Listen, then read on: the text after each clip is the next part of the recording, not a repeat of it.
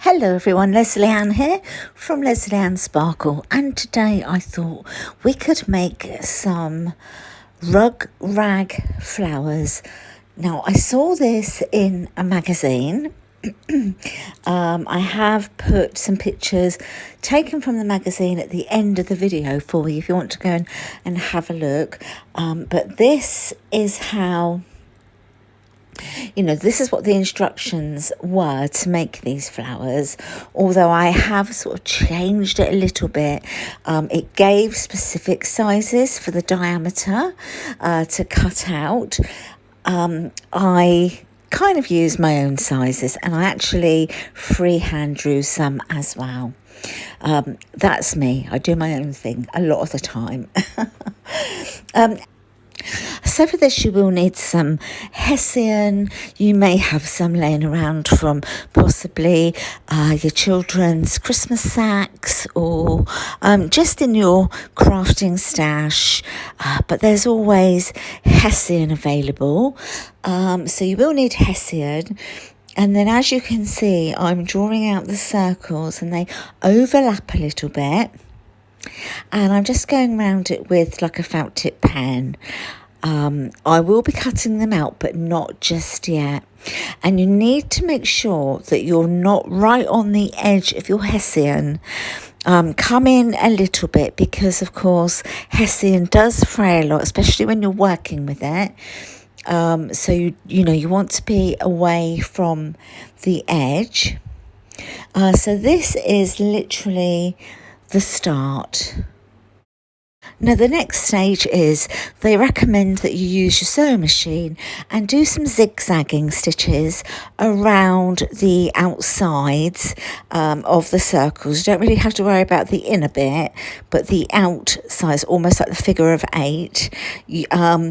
I have a sewing machine and I could have done that, but I decided to do it by hand to see if it worked, because not everybody has a sewing machine.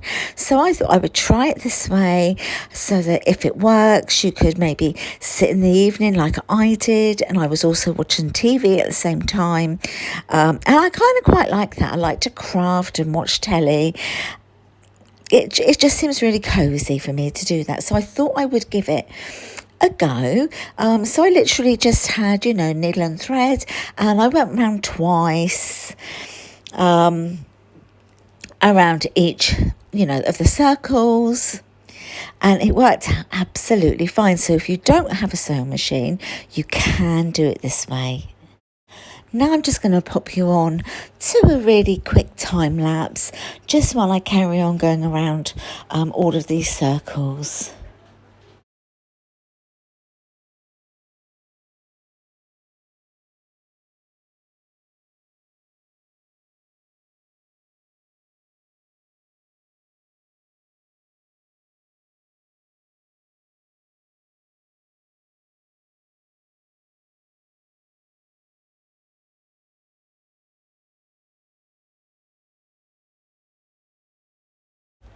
Right, as you can see, look, I've finished going around all the circles. I didn't do the middle bit, as you can see.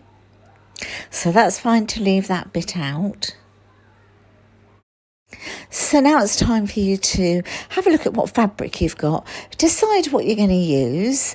It doesn't really matter about the type of fabric, thickness of it, because you're going to get a different effect with whichever fabric you're going to go for. And it's nice to mix it up as well. Now what you want to do is just cut some strips, as I'm doing here. So just cut some strips off. And to be honest, depending on the size of your circles, that obviously changes the amount of strips and little pieces that you're going to be using. But I would say that once you've done your first one, that will give you an idea of how many you're going to need.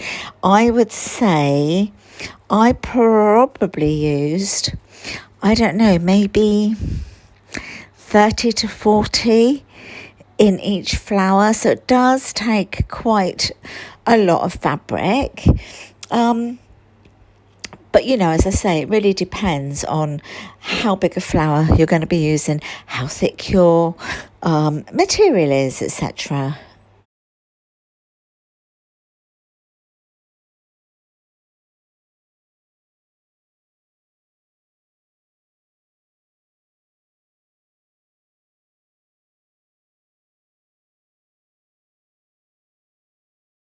Right, and what you'll see me do now is I did cut the strips, and then what I did is at the end of each of I did it like several layers thick, and then I just curved, sort of cut the ends off in almost like a curve.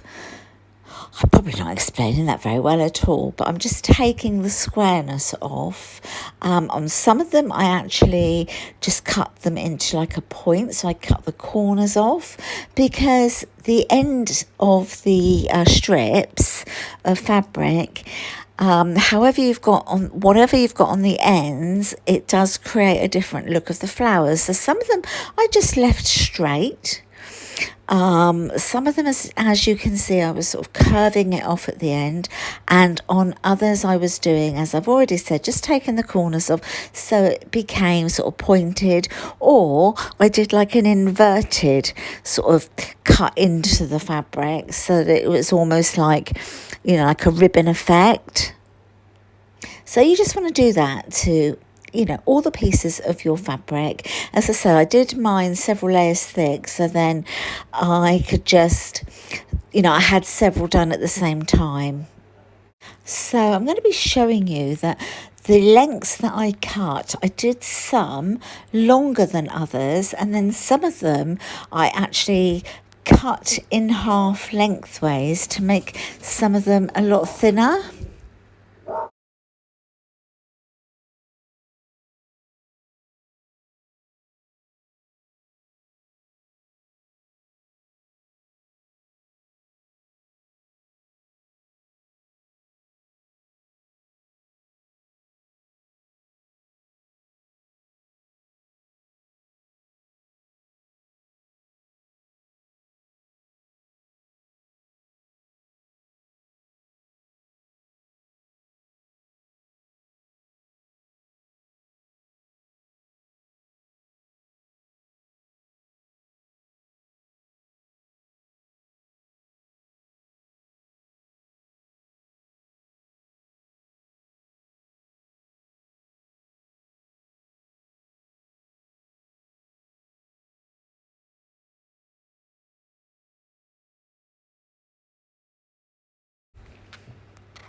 Okay, so it's time to sort of start putting the fabric in. So I started in the middle bit where the two circles cross over. So basically what you need to do, you need to have this particular tool, which I think is called a rug rag tool. It may have other names, but that's the only name that I know it by. And then you pop the tool through your hessian, but it needs to be only like 2 threads. So you go in, and then you go under and up out the other side. And then as you grab your fabric, the little lever on this tool, as you will see, it comes down, and then you just pull your fabric through halfway, and then just sort of open it up a little bit. But you'll see me create this on the whole of the flower. Sometimes I've used different types of fabric, sometimes I've used different colours, and others I've stuck to the same design. Although I have, in every one of them, put different lengths in. And also, on some of them, I've put the different ends in so that you get a very different kind of finish on your flowers. But what I'm doing is I tend to do all the way across the flower, as you can see there, and then I work outwards. So I start in the middle and then I work outwards. So you can see I've done that. I'll take it all the way down to there, all the way down there as I'm pointing out. And then afterwards, I'll just fill it up. So this is what I've done now, as you can see. So you want to go as close to the edge as possible to your stitching, but do not go over your stitching. And then once you've completely filled it up, it will start to sort of curl up a little bit like that has, like mine has.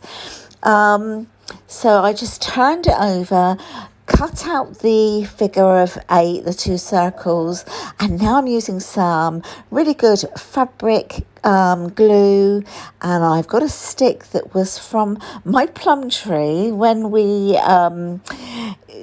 sort of looked after put the garden to bed last year and cut some branches off, etc. I kept some and dried them out because I knew I'd use them for crafting, etc. So as you can see, I've now folded it over and I've held it there until it dried. And then I just made some little bows out of some white ribbon and just glued those onto the little sticks. As you can see, a different variety of colours and ends of the little petals, and I just popped them into this little vase that I had, and I just thought, it's quite a narrow vase, so to put 6 in there, it filled it quite nicely. I broke the sticks down to different lengths so that some were higher, some were shorter, and I'm absolutely over the moon with it. I absolutely love it. It was so easy to make. And I think it would make a wonderful gift for, a girlfriend or sister, a mum. It's just really, really pretty. I know I would be delighted if I received something like this, a homemade gift like this for a present.